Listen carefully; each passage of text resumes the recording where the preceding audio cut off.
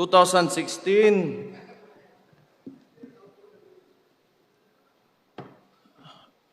yung tatay ko, si former Rodrigo Roa Duterte, tumakbo,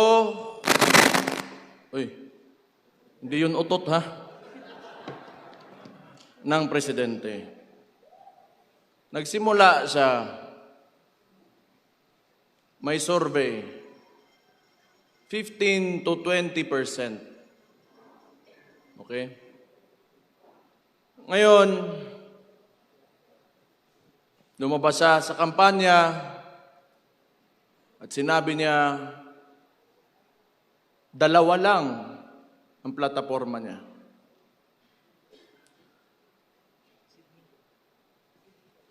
Drugs and criminality and corruption.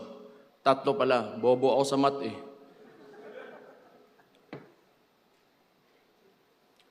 Noong panahon na naging presidente yung tatay ko, hindi ko akalain na babanggain niya talaga yang tatlong pinakamalaking problema ng Pilipinas at nailagay siya ng Pilipino kasi alam nating lahat na yan talaga ang problema ng Pilipino kaya't hindi tayo umaangat. Kaya nailagay siya ng mga Pilipino bilang Pangulo ng Pilipinas. At anong ginawa niya? Inalis niya lahat yon at kung anong sinabi na sa entablado, talagang ginawa niya. Kaya bumaba siya ang approval rating niya. Kung hindi 90, nasa 80, hindi bababa dyan. Ibig sabihin nun, kamong mga pobre, kanang mga komunidad, kayo mga nasa community, naramdaman nyo ang pagmamahal niya sa bayan niya at sa mga Pilipino.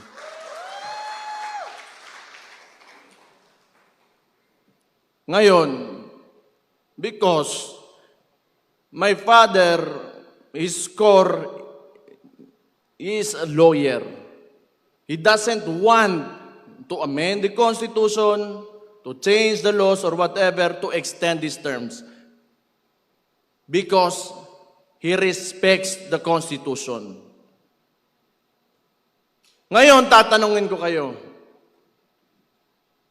Kung kayo pagpipiliin ng panahon na yon, kung kayo lang, hindi galing sa kanya, itutuloy nyo ba yung termino niya? Itong si Marcos,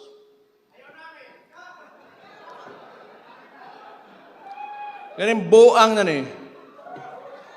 Buang, adik, ingon pa sa iyang igsuon, bangag, sirayong puwet, diverculitis, kung ano-ano pinapasok siguro dyan. Ano achievement nito? Binalik yung droga, binalik yung kriminalidad, binalik yung korupsyon. At ngayon yung putang inang yan, gusto pa magpatagal ng termino niya. Magaling din. Sa kawalang hiyaan ang puke ng inang yan. Ganito kasi yan. Ang gobyerno, panahon ni PRD, dinicentralize niya. Meaning, power and influence, hindi tawag, utang ina ng kabalo sa tawag ng English ang yawa. Hindi lahat nasa capital. So that, especially the budget, the allocations, lahat aangat.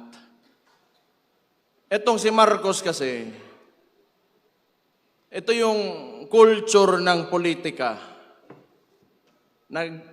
galing pa noon sa mga Espanyol. May mga Peninsulares, Insulares, Indios. And yung mga kolonistang yan, the Spaniards, nung binigay tayo sa mga Amerikano, hanggat sa nagkaroon tayo ng so-called independence, hindi nila inalis ng sistema na yan. Kailangan malayo ang wealth gap sa mga oligarko, pati sa mga maghihirap, so that they can they have control over everything. They have control over politicians, they have control over the economy, at sila lang mayayaman, wala silang kompetensya, kasi hanggat sa walang umaangat na Pilipinong pangkaraniwang tao, wala silang kompetensya, and that's what they want to maintain. Unsay gibuhat ni Marcos? Ang ginawa ni Marcos, because PRD opposed this kind of political system, pinadala niya sa Netherlands, putang ina siyang gago sa.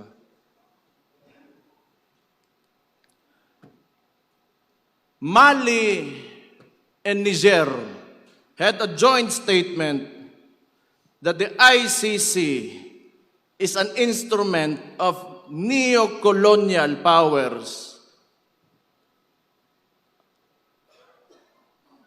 on the hands of imperialism. Tanawan ninyo, ano pang bumalik dito sa Pilipinas? EDCA sites. Kung kailan yung panahon ngayon, nagkakagulo, nagmamahal yung preso doon sa Gulf area, sa Middle East. And they want to bring war here in the Philippines. Nagtatayo ng mga military bases, and there's rumors that they want to put up a military base in the Davao region. For what? Who will benefit from war? Ito kasing si Marcos, they want us divided. That's why, yung independence ng Mindanao, do not subscribe to that, sinasabi ko sa inyo. Lahat tayo Pilipino. Bago pa dumating yung mga dayuhan dito sa Pilipinas, Pilipino na tayong lahat. Ito, kaya sinabi ko yan, nagbanggit ako ng Amerikano, sasabihin na naman nila, pro-China kami, pro-China ako. Tatanungin ko lang kayo, yung Scarborough Shoal na yan, it is documented in a cabinet meeting. Andun si Trillanes, si Ochoa. They were questioned by Enrile during the time of Aquino. Noong panahon ni PRD, may annexation ba? May expansion ba na nangyari sa China? Wala. And yet they accuse us. No. It's because si PRD wanted an independent foreign policy. That's why he was taken to the ICC.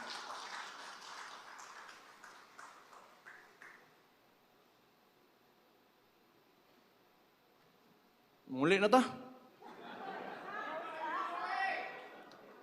Mga taga Davao Oriental drebe. Tingog mo. Oy. Del Norte.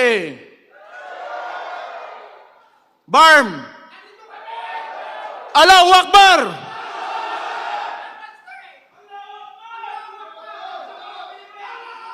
Davao del Sur. Uy, gibutang mo mas likod, luuya gud ninyo. Occidental. Usara ka buok. Di, bitaw. Ang sinasabi ko lang, si PRD kasi binangga talaga yung mga issues ng Pilipinas that have been encumbering us from, socio-economic growth. I do not know. Maybe, probably, these oligarchs do not want Filipinos to know. Kasi nga, pag ikaw may negosyo, you do not like competition eh. And when you give everybody a chance, an opportunity to, lift themselves out of poverty, then you get a mind of your own. Tapos magkakaroon, they will speak against you and, criticize. Ayaw nila nun. They will not profit from it. So muna, katong na presidente akong amakan, muna suko kay na sila, galit sila kay PRD kasi siningil yung tax, pagbabayarin sila yung utang nila sa gobyerno. And for what? It's because so that money can be used for people. Tanawa karon. Hospital, PGH used to have 100 million a month.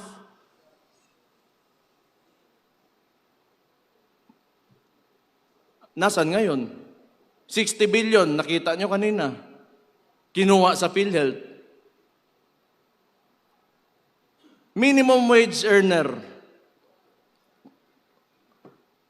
Kung magkasakit ka, bibili mo ng gamot. Ano pambili mo ng bigas ngayon? Ano pang gastos mo sa eskwelahan ng anak mo? Saan mapupunta ang pobre na Pilipino if the government will not deliver the basic services that they deserve?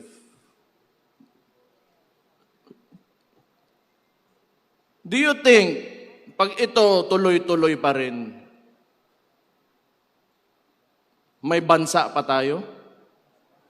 Do you think na we will have, our children will live in a future where they can live comfortably?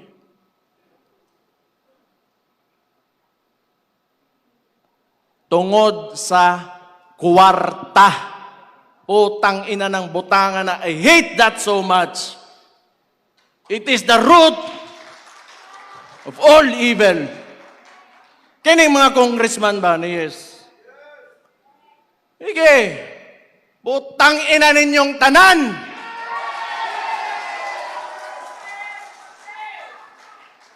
Kamo, musod mo og politika. Papasok kayo ng politika. Para mong kwarta lang. Bakit nandyan pa kayo? Bakit? You just want yourself to, you want everybody to see that you have a better house, a better car, you are richer than anyone else in your community? Yan lang? Para sa kinabukasan ng bayan natin? Utang ina, umalis na kayo dyan.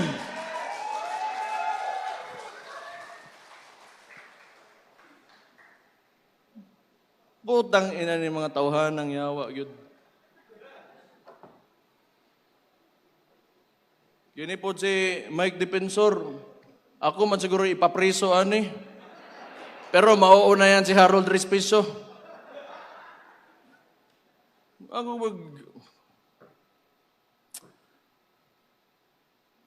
I'm really sick and tired of politics. Noon pa naman yan, before naging vice mayor ako. Isa pang binalik ng adik na pangulo na sabi ng kapatid niya, hindi, kailangan ko i-put into para sasabihin naman ni Matibag na, oy, sinabihan mo adik, ikukulong ka, pusasan ka, pakyo ni mong buhanga ka.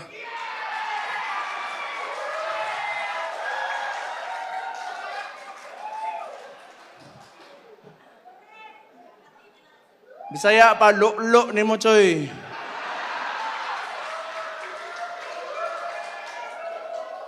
Tama si Mike. This is not even a silent martial law. It is martial law without declaring it formally. Ang dami nang nakukulong, may mga kaso, and for what? Because they opposed, the actions of the administration. Why? Is that so wrong? Kung ikaw, Presidente, that would be good information for you to fix your country. Because it could be right. It could be good for the country. Bakit ayaw mo ng oposisyon? Bakit ayaw mo na pagsabihan ka kung ano yung nangyayari sa lugar mo? Kasi baka kasama ka talaga sa nakaw. At ano sinabi? Hindi naman tayo magtataka. Lumabas na nga si Martin Romualdez. That was actually an admission that there are anomalies in the preparation of the budget. Ang sinabi niya lang, hindi siya ang mastermind. And who is higher than Martin Romualdez? Sino susunod? Sino paperman ng budget? Ferdinand Bongbong Marcos Jr. Adik Bangag. Sabi ng kapatid niya,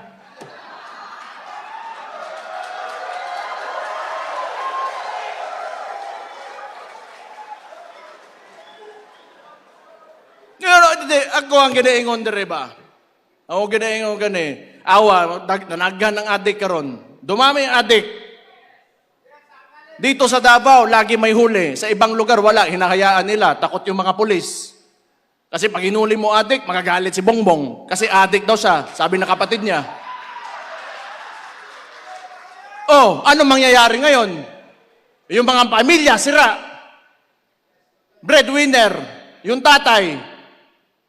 Pag nagsabu yan, wala na, sira ulo, ayaw magtrabaho, bubugbugin yung asawa. Ano mangyayari sa household? Wasak yung pamilya, yung mga bata, saan papunta? Hindi papasok ng paaralan.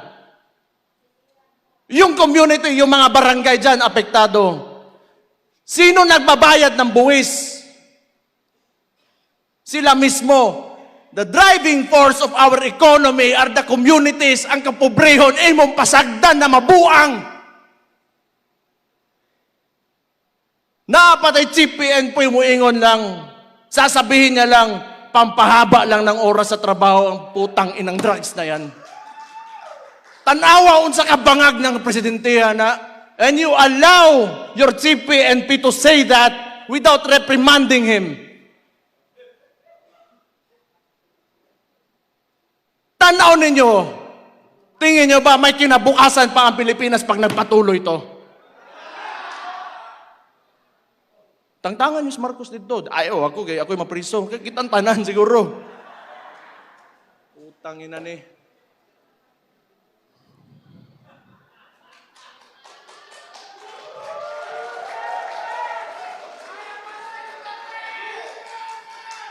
Kini ba? Yun sa impeachment. Balikon lang nako ani mga congressman. Ako, believe ako doon sa, how many do we have who said no? 25? Give a round of applause to those people.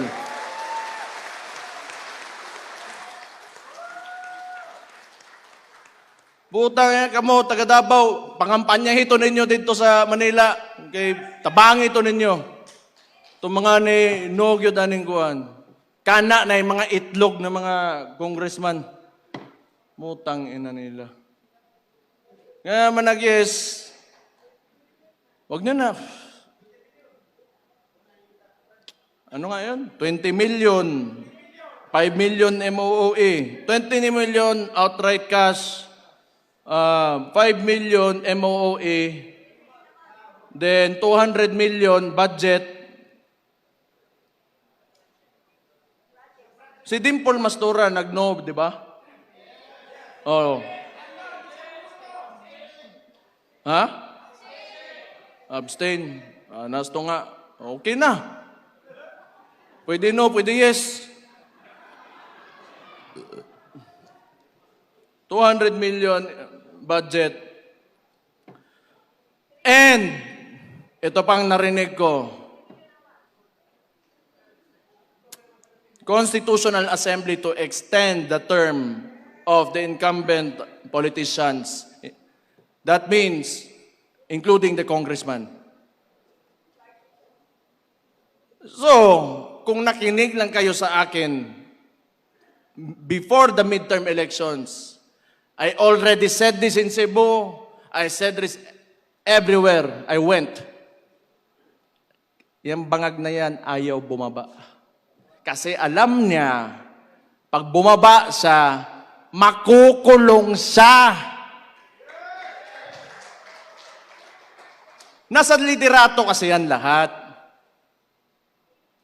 Kayo, mga leader kayo sa lugar nyo. If you allow looting of, public funds, then that is because you allowed it. If you do not allow it and you have strict policy against corruption, hindi talaga mangyayari yan. Ang problema, sabi nga ni Martin Romualdez, hindi siya ang mastermind. And sino yung leader? Sino yung ulo ng Pilipinas ngayon? Si Marcos. I do not know if Martin was pertaining to kaning adik nga bangag nga way uwaw bawba nga presidente nato. Ingon siyang igsuon ha. Sabi ng kapatid niya. Ang bahog-ba, totoo yan kasi kausap ko yan kasi tinulungan ko yun yung kampanya. Naamoy ko, bahog-ba, ang tawanan Pero noon, sa totoo lang, naloko rin talaga ako. Akala ko, wala lang, parang walang buot lang talaga to. Parang bata lang ba? Ngayon, bata talaga at adik pa talaga, sabi ng kapatid niya.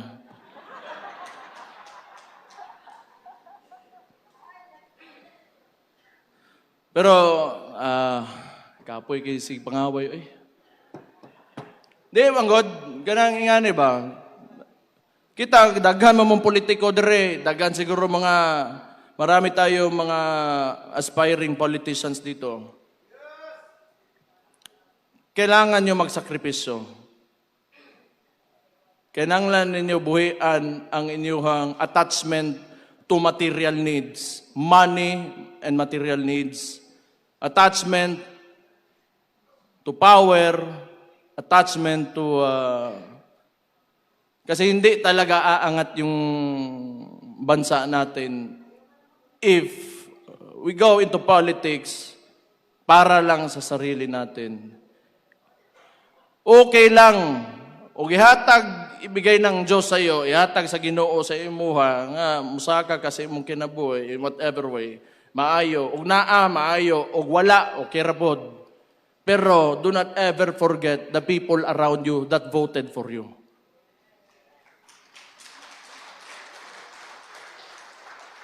Kinahanglan, pag ikaw nas politika, di lang ang imong gipampili na mga tao, mga pinili mo lang na mga tao at ikaw yung aangat. Unahin mong angatin yung mga tao. Huli ka na talaga. Maunang politika. Manerbisyo ka Mao gani ang tawag na public servant.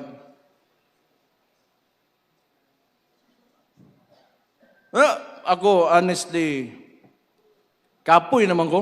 Kapoy na ko ba? Kung naalay mo, kung naay mo pilde sa kuadre sa Davao, di okay. But pasabot, mas maayo na siya nga taon ako. Kay, I do not want to work in government for a president na ganito. Because nothing is happening. The people are suffering more and more.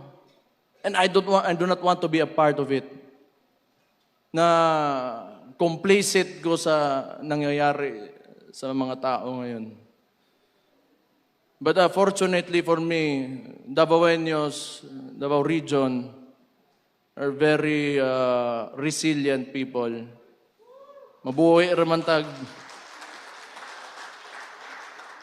Mabuhay raman ko tag ginamos. Kanang nilungag nga saging. Okay na. Pero kani mga tao sa mga urbanized sections of the country, medyo lisod eh. Dire natay prutas, natay bugas. Di man permi pod pero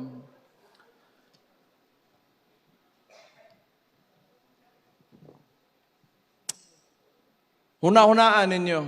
You should think about it. We have to do more. We have to do more. We have to push harder. We cannot allow this administration to go beyond 2028.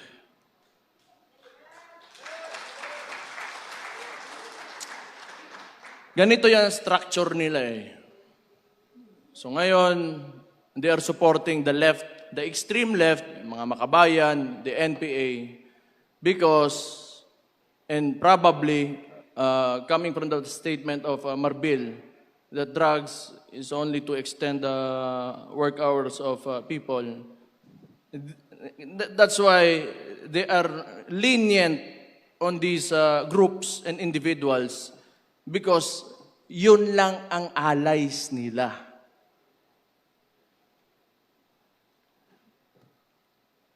Lahat nga talaga na inayos ng previous administration by PRRD, binalik talaga ni Marcos.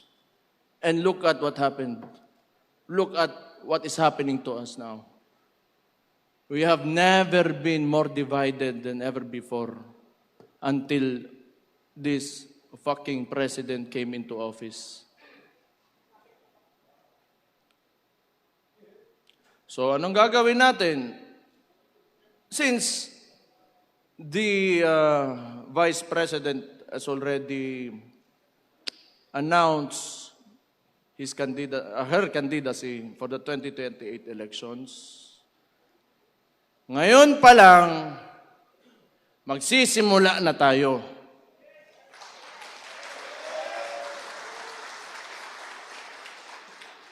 Pero sana nga, hindi aabot ng 2028 eh.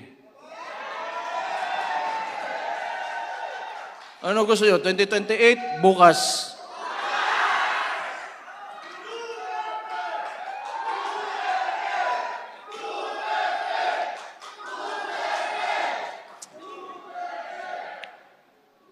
Kana, ginas inyo hagyod. Tanaw ninyo, ako'y pangutana sa inyo, kita mga Kabisayaan ba? Kung naan ang Malacanang dire, humana ni ugma, no?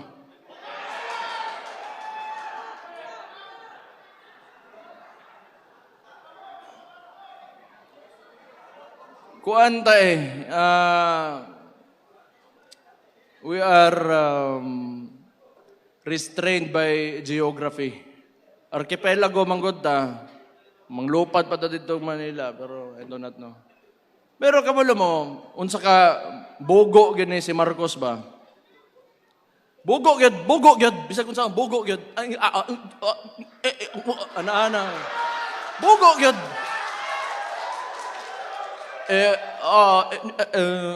Wala tayong magagawa. Oh. Pag may nangyari, wala tayong magagawa. Kaya natigpan nyo. Limpyo tayo ng white powder dire. Unsa wala chinchanso? Ilong.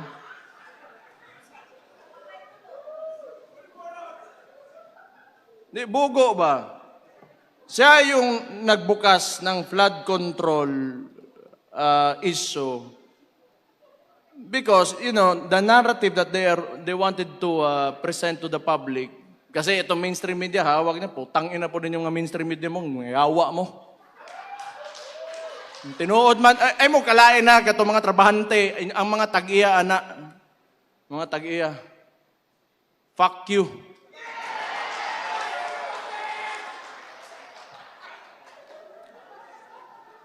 So they wanted to, form this narrative that Marcos, Bongbong Marcos, is the savior.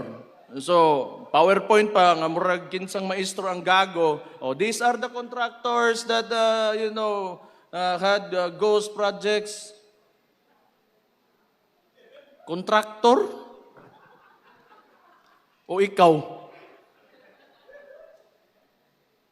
Nga na ka, utang ina, scammer.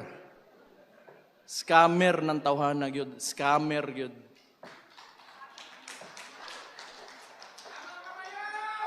Hindi, kita nyo naman.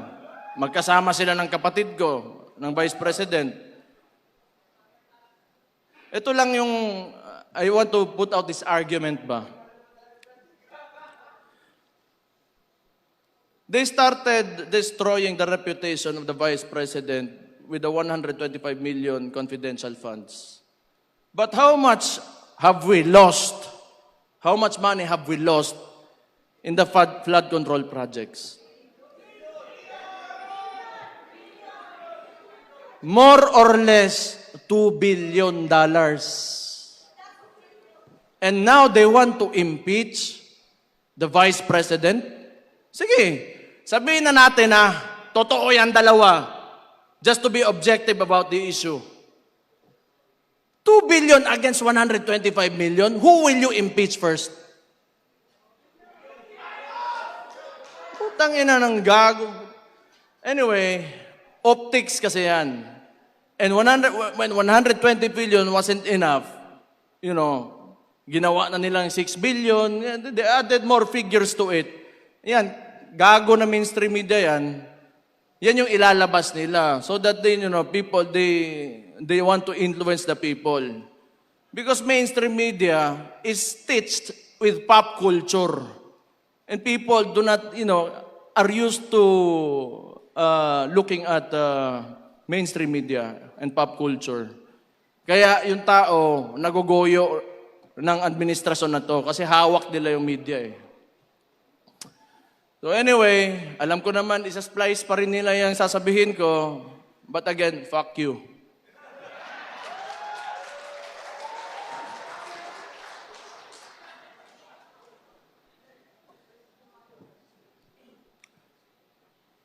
Hindi, maluoy ta sa itong nasod. Natay mga anak ba? Natay mga anak. Ako'y mga anak. Namoy mga apo. Unya, kaugbaon ba? Future ba? Future.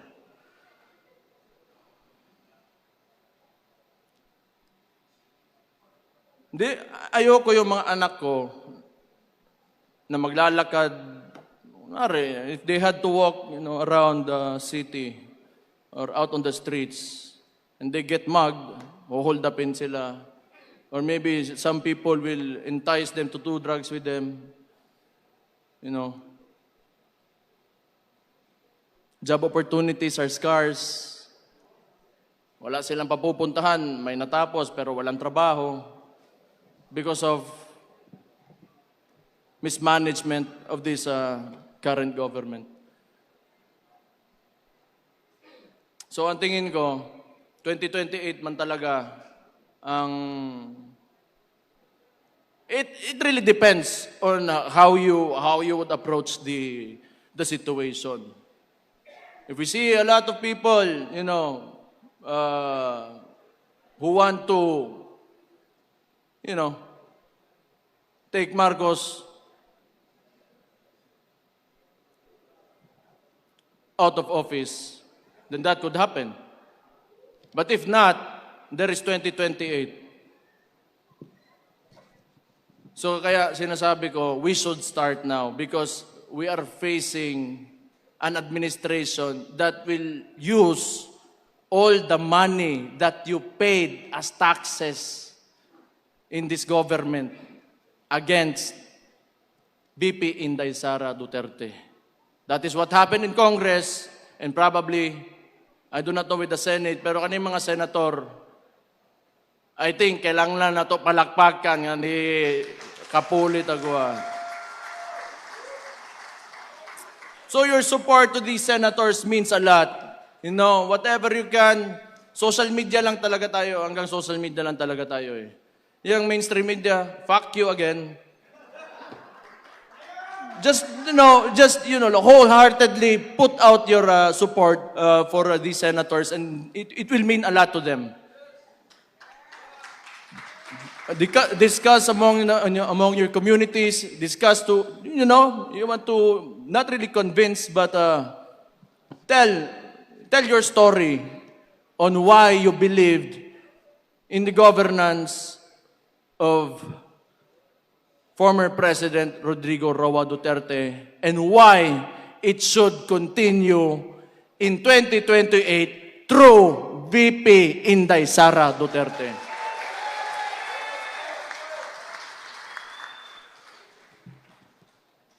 Guolta sa atong kaugmaon, good. Sayang, manggod. Sayang. You know, everywhere I go, kaya tanongin nyo, taxi driver, mas nindot yun ang panahon ka ni Adto. Mas nindot yun. Ang maestra, sakaan ng sweldo. Police, military, sakaan ng sweldo. Okay, mana. Kinanglan magod-god. Kailangan talaga sa government, you have to, increase salary. Para dili mangurakot. Mana kay I do not know. Wala, I am not in the position to, speculate on that, but that's what I think. Kung kapoy kayo nga, sige antos, o tiis ka ng tiis, living in a country where people in government and in politics only want money. Hustle na kayo na. So, hot lang, we will see. 2028, tao na to, unsay mahitabo. Pero, inshallah,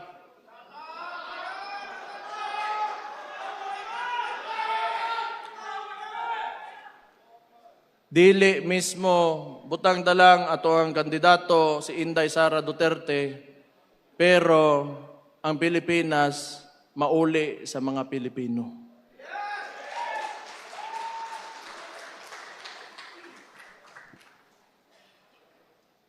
Tama na to, kapoy na kay istorya diri, paningtan ako.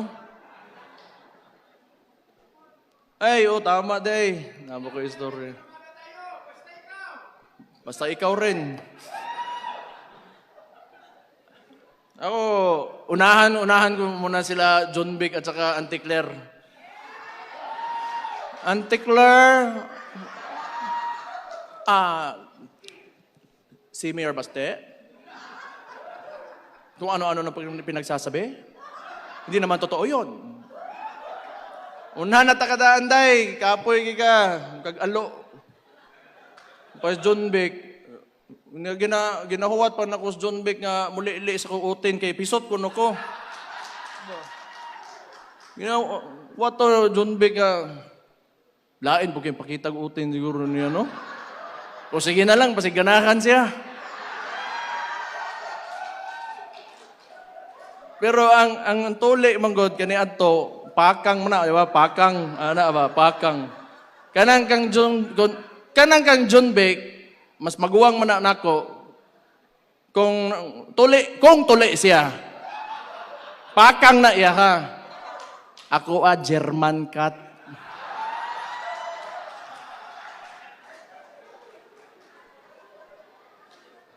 Yawa, basta DILG secretary, moro na mo ingnon, unsa man ka eh. Yun lang sasabihin mo. God damn it.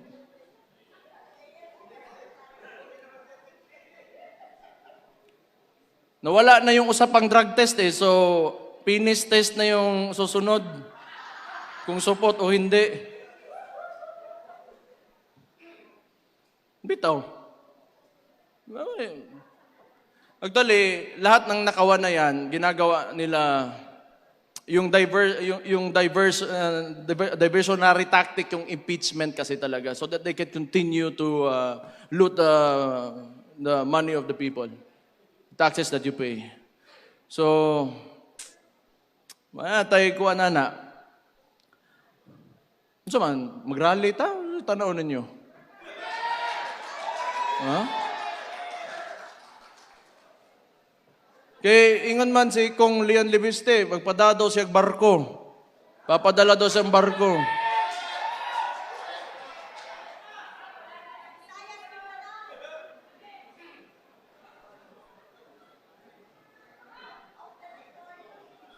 Pero I do not think kung 2 years, etong 2 years na to, mas lalala pa yan. Itong nangyayari na mga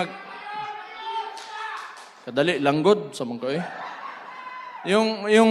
Yung ginagawa ng administration, weaponizing the bureaucracies and the departments of the administration, the government, mag-i-intensify pa yan. I told you. Tingnan nyo anong nangyari sa Senate. Tingnan nyo yung nangyari sa Senate. Nagputukan. Kaya gusto na naman nila kunin si Bato, ipadala doon sa ICC. Nalungkot ako. At the same time, medyo masaya rin kasi may kasama na yung tatay ko doon if ever that will happen. Yeah, it's a bad joke. It's a bad joke. But, you know, nga na, gano'n, kaya itong administrasyon na to, it's not in its right mind. Wala talaga yan. Addict talaga, sabi ng kapatid niya. Addict talaga. And they are working with LP because si Lam, that's why LAM, Lam, Lisa Araneta Marcos, Aranetas are relatives of the Rojases. They are LP. Actually, walang makinarya yan si Marcos alone. The ones who are moving for Marcos and at the same time, tinitira din siya, are the Liberal Party. Kasi wala siyang makinarya eh. Tapos, parang ang sitwasyon ngayon, may Marcos, tayo, mga DDS, and the LP, they want to eliminate ang DDS muna. So they want to impeach VP Inday Sara. Tapos ngayon, gusto nila sa finals, sila yung maglalaban. Yan yung sitwasyon dyan. Pero wala. Di nila tayo kaya.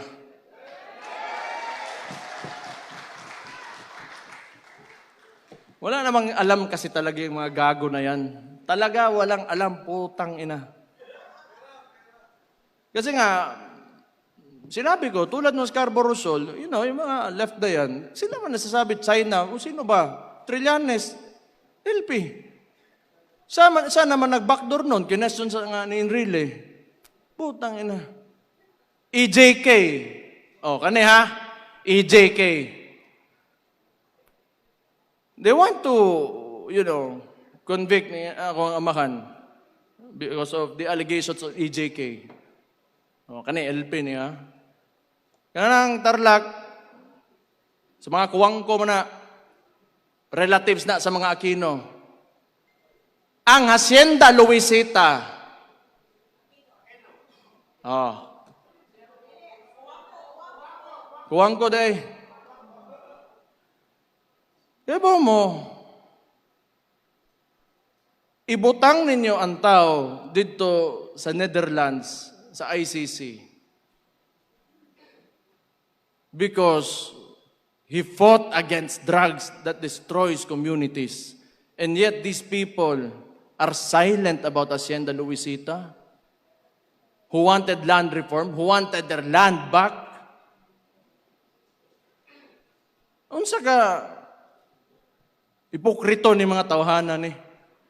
Oo, kasabot yun anak nila.